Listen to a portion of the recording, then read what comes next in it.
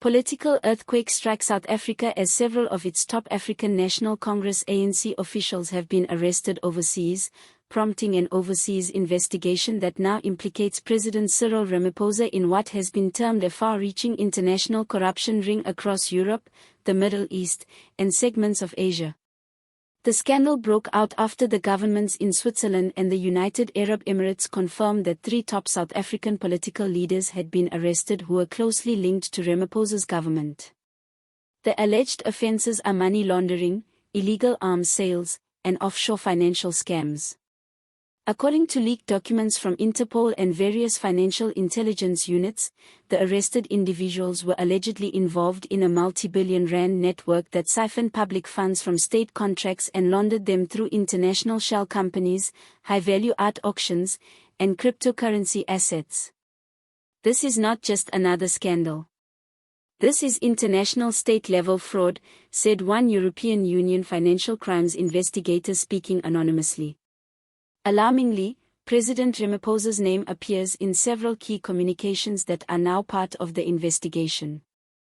Those currently in detention comprise a former Minister of Public Enterprises arrested in Zurich upon trying to board a private flight, an ANC fundraiser who was detained in Dubai with assets worth about 800 million, approximately 43 million US seized, and a state-connected business advisor arrested in London and who is suspected to be the brain behind the offshore financial networks utilized to transfer illegal money.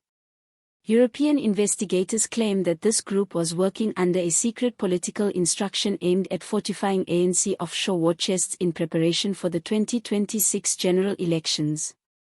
The most incendiary revelation to date is a leaked 2023 company memorandum which was procured by an independent German media watchdog. The letter, labeled highly confidential presidential directive, seems to indicate that President Ramaphosa himself signed off on at least one offshore transfer connected with a Dubai-based logistics firm that is now subject to criminal investigation. The memo cites approval from CR on project funding flows through non-traditional channels for strategic initiatives abroad. While the memo is still under formal verification, Interpol has verified it as part of evidence in the process. More emails attached to the memo now making the rounds in European investigative journalist circles are indicative of the participation of foreign brokers connected to intelligence services and transnational corporations. The papers allude to more extensive global collusion, indicating that some of the stolen money could have gone into lobbying activities in Brussels and Geneva to protect South African decision-makers from questioning in international financial debates. At a hastily called press conference Tuesday night, presidential spokesperson Vincent Magwa categorically denied any Ramaphosa involvement, labeling the accusations deliberately timed disinformation prior to the election. He declared, "The president has never authorized or gained from illegal financial dealings. These are spurious, politically driven, and evidently intended to destabilize South Africa." Critics still aren't buying it. Opposition leaders were calling for an official investigation and even impeachment before hours of the press conference was up. EFF leader Julius Malema also wasted little time jumping on the developing chaos, issuing a live video on social media in which he announced, "We have always said Ramaphosa is the darling of white monopoly capital and foreign agents. Now the world sees it too. Arrest him. South Africa should not be led by an international criminal." Malema also called for a complete audit of all state deals concluded during Ramaphosa's presidency and delivered an ultimatum. If Parliament does not act within 14 days, the EFF will organize countrywide protests. At the same time, DA leader John Steenhuisen made a call for an emergency sitting of Parliament. "The integrity of our democracy is under attack. We cannot let silence and denial become state policy," he said. The DA has made a formal application to Parliament to form a bipartisan oversight committee and is calling on the immediate suspension of all ANC officials implicated in the initial Interpol dossier. Global watchers are cautioning that this crisis can spiral into the worst corruption scandal since the Gupta dynasty days. Already the Swiss Federal Prosecutor's Office has called for full cooperation from South Africa's National Prosecuting Authority, NPA, and the United Kingdom's Serious Fraud Office, SFO, has assured it of its participation.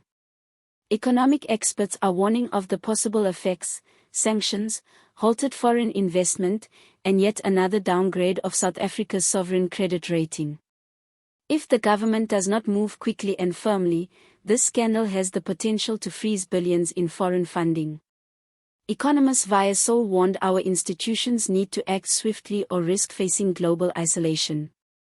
There is increasing expectation that Parliament might be compelled to institute a formal judicial commission of inquiry into Ramaphosa's financial dealings.